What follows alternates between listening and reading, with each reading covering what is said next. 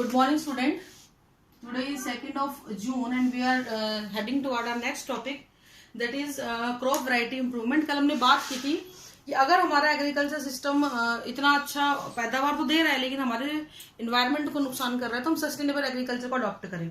अब क्वेश्चन फिर हमने बताया कि क्या चीज है, कैसे करें, क्या करें, तो उसमें ये पहला हेडिंग हमने बताया था, we have to improve our crop variety. हमें क्रॉप की वैरायटी को इम्प्रूव करना है। देखो पहले जमाने में हमारे जो इंसिस्टर्स थे वो भी इस चीज को करते थे, क्रॉप वैरायटी को इम्प्रूव करने के लिए बहुत सारे काम करते थे, तो उसी को हमने और ज्यादा आगे लेके गए। तो सबसे पहले इसको हम 4 स्टेप में कंप्लीट कर लेते हैं, ठीक है, अलग अलग तरीके से उसको हम समझेंगे। फर्स्ट होता है बेटा इंट्रोडक्शन, सेकंड होता है सिलेक्शन, थर्ड होता है हाइब्रिडाइजेशन, और फोर्थ टॉपिक होता है आपका RDNA टेक्नोलॉजी और जेनेटिक इंजीनियरिंग भी इसको आप बोल सकते हो। तो इनको एक एक करके मैं आपको बताऊंगी इसका क्या मतलब है। देखो सबसे पहले हम बात करते हैं इंट्रोडक्शन की। इंट्रोडक्शन का मतलब क्या हुआ? इंट्रोड्यूस करना किसी चीज को, यानी कि इंट्रोडक्शन। देखो अब आप मेरे को सब जानते हो, पढ़ रहे हो मेरे से 1-2 महीना से, तो मुझे अपने आप को इंट्रोड्यूस करने की आवश्यकता नहीं है। लेकिन अगर बिल्कुल नया कोई टीचर आता है तो सबसे पहले वो अपने आप को इंट्रोड्यूस करेगा। तो बिल्कुल ऐसे ही जब भी किसी नई जगह पे किसी ऐसी वैरायटी को लाया जाए जो वहां पहले नहीं उगाई गई है, that is known as introduction. यानी कि हम किसी एक प्लेस से वैरायटी को उठाते हैं, किसी भी फसल की, किसी भी क्रॉप की, और उसको किसी नए प्लेस पे लगाते हैं जहां पे पहले कभी भी वो नहीं लगाई गई है। It is called as introduction. इस प्रोसेस के अंदर हम क्या करते हैं, इस वैरायटी को नई जगह पे उगाएंगे। अगर वो अच्छे तरीके से उग जाती है तो उसको हम सेलेक्ट कर लेंगे। ऐसा जरूरी नहीं है, फॉर एग्जाम्पल हमारे इंडिया इतना बड़ी कंट्री है तो जगह जगह से हम अलग अलग जगहों से सारे सैंपल लेके आएंगे। एक ही वैरायटी, जैसे गेहूं के लिए आए, बाजरे के लिए आए, चावल के लिए आए, और उनको एक ऐसी जगह पे लगाया जहां वो पहले कभी नहीं लगे थे। हमने देखा कि अच्छा रिजल्ट अगर आया तो उनको हम सिलेक्ट कर लेंगे, अच्छा रिजल्ट नहीं आया तो उनको हम क्या करेंगे, फर्दर कल्टीवेशन में यूज नहीं करेंगे। तो बेसिकली हमने बाहर की वैरायटी को एक नई जगह पे इंट्रोड्यूस कर दिया। अब हम क्या करेंगे, सिलेक्शन करेंगे। सिलेक्शन का क्या मतलब होता है बेटा, कि आपने 50 तरीके की वैरायटी 50 जगहों से लाके लगा दी, उनमें से उन वैरायटीज को सिलेक्ट करना जो बहुत अच्छे रिजल्ट दे रही थी, यानी डिजायरेबल रिजल्ट दे रही थी। डिजायरेबल का मतलब होता है वो रिजल्ट जो हम चाहते थे, वो रिजल्ट जो जिसकी हमें इच्छा थी वो रिजल्ट देगी, तो उनको हम लोग क्या कर लेते हैं बेटा, सिलेक्ट कर लेते हैं। This is called as selection. इसमें हमने अलग अलग जगहों से लाके इकट्ठा करके अपने यहाँ पे लगा लिए, सारे कर दिए इंट्रोड्यूस। सिलेक्शन में हमने उनकी ग्रोथ देखी और ये देखा कि कौन से अच्छे थे, उनको हमने क्या कर दिया, कल्टीवेट करना शुरू कर दिया।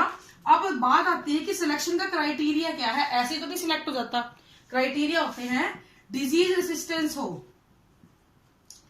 क्या हो बेटा, डिजीज रेसिस्टेंस हो, गुड रिस्पॉन्स हो फर्टिलाइजर के लिए। कोई भी फर्टिलाइजर आप दो तो फर्टिलाइजर के लिए रिस्पॉन्स उसका कैसा होना चाहिए, अच्छा होना चाहिए, प्रोडक्टिविटी अच्छी होनी चाहिए, और पैदावार मतलब ये अमाउंट यील्ड भी अच्छी होनी चाहिए, ठीक है।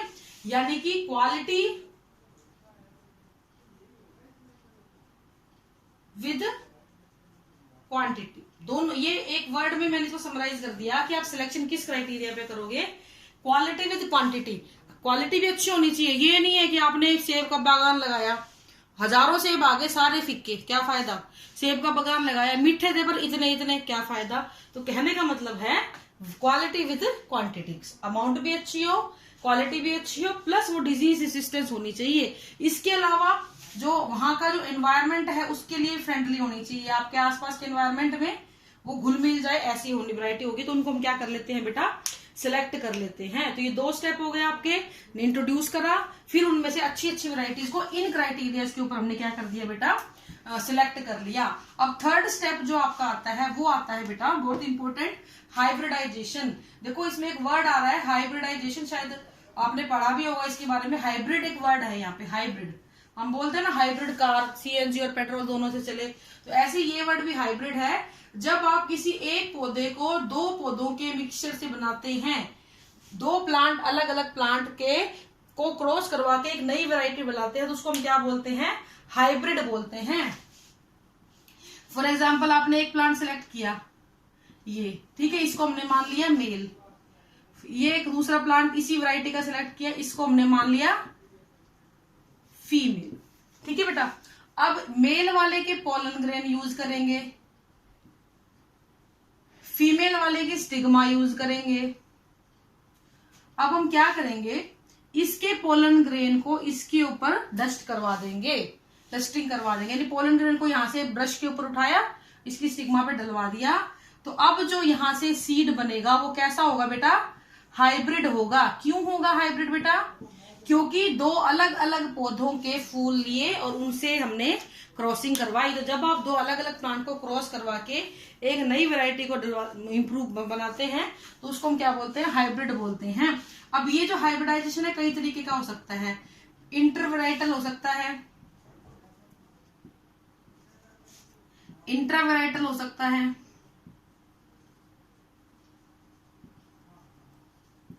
और इंटरस्पेसिफिक हो सकता है। 3 तरीके का ये हो सकता है। ठीक है बेटा, इंटर और इंट्रा का फर्क जिसको पता है उसको पता है हम क्या बोल रहे हैं। 2 पौधे अलग अलग वैरायटी के, एक ही वैरायटी के 2 पौधे और अलग अलग स्पीशीज के 2 पौधे। इसमें मैं लिख दूंगी बिटवीन 2 स्पीशीज प्लांट, 2 अलग अलग प्लांट अलग अलग स्पीशीज के। वैरायटी तो एक ही होगी, प्लांट 2 होंगे, वैरायटी 1 प्लांट 2, और यहाँ पे प्लांट भी अलग अलग और वैरायटी भी अलग अलग। ठीक है, इस तरीके से आप इसको क्रॉस करवा सकते हैं। तो हम इस तरीके से हाइब्रिडाइजेशन के प्रोसेस को पूरा करवाते हैं। अब आपकी बात आती है कि ठीक है हाइब्रिड बन गया, हाइब्रिड किस लिए बनाते हैं। देखो जरा, मेरे पास जैसे कि हम गन्ने का एग्जांपल लेते हैं, बहुत रिनाउंड एग्जांपल है ये। साउथ का गन्ना बहुत मीठा होता है, उसका स्टेम भी बहुत मोटा होता है। अपने यहाँ का गन्ना इतना अच्छा नहीं होता, लेकिन यहाँ की क्लाइमेट के हिसाब से डेवलप है, यानी यहाँ वाले को एनवायरनमेंट की दिक्कत नहीं, डिजीज की दिक्कत नहीं। साउथ वाला मोटा तना है, अच्छा मीठा है, तो कितना अच्छा हो, ये दोनों कैरेक्टर एक जगह आ जाए तो हमें फायदा होगा।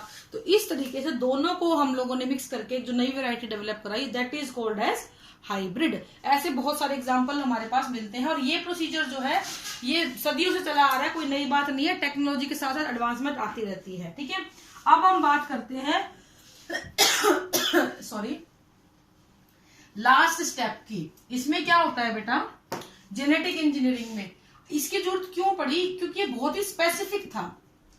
स्पेसिफिक का मतलब क्या होता है, बिल्कुल पर्टिकुलर, जो चाहिए बस वही। जैसे कि मैंने बोला एक का पोलन ग्रेन दूसरे की स्टिग्मा पे डाल दिया, यानी कि इसका पूरा न्यूक्लियस इस फीमेल के पूरे न्यूक्लियस से क्या कर गया, फ्यूज कर गया। तो टोटल जीनोम जो है, टोटल जीनोम, अब वो चाहे अच्छे कैरेक्टर हो चाहे बुरे कैरेक्टर हो, वो टोटल जीनोम आपस में एक दूसरे से मिल जाते हैं। ठीक है, तो इसकी वजह से क्या होता है, अच्छे कैरेक्टर तो गए गए, साथ में बुरे कैरेक्टर भी चले जाते हैं। इस चीज को अवॉइड करने के लिए आई जेनेटिक इंजीनियरिंग। इन्होंने क्या कहा कि हम सिर्फ उस जीनोम का उतना हिस्सा ही यूज करेंगे जो हमारे काम का है, बाकी को हम यूज नहीं करेंगे। तो ये स्पेसिफिक हो गया, यहाँ पे हमने जीन को ही पौधे के अंदर डालना शुरू कर दिया और इससे बने हमारे रिकॉम्बिनेंट प्लांट बने। और ट्रांसजेनिक प्लांट भी इनको बोल दिया जाता है, ट्रांसजेनिक प्लांट बने। ये क्या था, इनमें क्या फायदा हुआ, हमें टोटल जीनोम नहीं लिया, जो फायदे की चीजें थी उन्हीं जीनों को आइडेंटिफाई करके उन्हीं को नए पौधों के अंदर डाला गया, बाकी वेस्ट चीजों को हमने पीछे छोड़ दिया। ट्रांसजेनिक प्लांट के एग्जाम्पल है हमारे पास BT cotton, BT brinjal, rice, ठीक है, फ्लेवर सर्व, इसको गोल्डन राइस भी बोल देते हैं बेटा, फ्लेवर सर्व, टमाटर है ये फ्लेवर सर्व।